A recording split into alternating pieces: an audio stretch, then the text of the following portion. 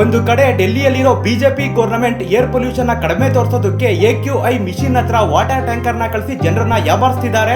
And ಈ ಹಿಂದೆ ಯಮುನಾ ನದಿಯನ್ನ ಕೇವಲ ಛತ್ ಪೂಜೆ ಇಂದಿನ ದಿನ ಕ್ಲೀನ್ ಮಾಡಿಸ್ತಾ ಇದ್ರು. ಅಂಡ್ ಇವಾಗ ಬೇರೆ ರಾಜ್ಯಗಳ ಎಲೆಕ್ಷನ್ ಇಂದಿನ ದಿನ ಕ್ಲೀನ್ ಮಾಡಿಸ್ತಾ ಇದ್ದಾರೆ. ಇನ್ನೊಂದು ಕಡೆ ನಮ್ಮ ಕರ್ನಾಟಕದಲ್ಲಿರೋ ಕಾಂಗ್ರೆಸ್ ಸರ್ಕಾರ ಮತ್ತೆ ತಮ್ಮ ಹಳೆ ಚಾಳಿಯನ್ನ ಶುರು ಮಾಡಿದ್ದಾರೆ. ಕರಪ್ಷನ್. ಇವರು ರೋಡ್ ಕ್ಲೀನ್ ಮಾಡೋದಕ್ಕೆ 46 ಟ್ರಕ್ ಗಳನ್ನ 7 ವರ್ಷಕ್ಕೆ ರೆಂಟ್ಗೆ ತಗೊಂಡಿದ್ದಾರೆ. ಅದು ಕೂಡ 613 ಕೋಟಿ ರೂಪಾಯಿಗೆ. ಆದ್ರೆ ಇದೇ ಒಂದು ಟ್ರಕ್ ನ ಬೆಲೆ 50 ರಿಂದ 80 ಲಕ್ಷ ರೂಪಾಯಿ ಇದೆ. ಅಂದ್ರೆ 46 ಟ್ರಕ್ ಗಳಿಗೆ 37 ಕೋಟಿ ರೂಪಾಯಿ ಆಗುತ್ತೆ. ರೆಂಟ್ ಅಲ್ಲಿ ತಗೊಳ್ಳೋ ಅವಶ್ಯಕತೆ ಏನಿತ್ತು?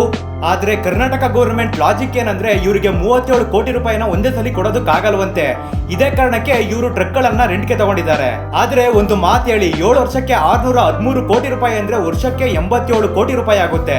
ಅಂದ್ರೆ ಇವರು ಕೊಡೋ 1 ವರ್ಷದ ರೆಂಟ್ ದುಡ್ಡಲ್ಲಿ ಎಲ್ಲಾ ಟ್ರಕ್ ಗಳನ್ನ ಖರೀದಿ ಮಾಡಬಹುದಾಯಿತು. ಅಂಡ್ ಇನ್ನು ಉಳಿದಿರೋ ದುಡ್ಡಲ್ಲಿ ಸ್ಟಾಫ್ ಗಳ ಸ್ಯಾಲರೀಸ್ ಅಂಡ್ ಟ್ರಕ್ ಗಳ ಮೇಂಟೆನೆನ್ಸ್ ನ ವರ್ಷಾನುಗಟ್ಟಲೆ ಮಾಡಬಹುದಿತ್ತು. ವೆದರ್ ಬಿಜೆಪಿ ಆರ್ ಕಾಂಗ್ರೆಸ್, ಇಬ್ಬರು ಕರಪ್ಟೆಡ್. ಇವ್ರುಗಳ ಮೂಲ ಮಂತ್ರ ಅಭಿವೃದ್ಧಿ ಅಲ್ಲ, ಅಧಿಕಾರ.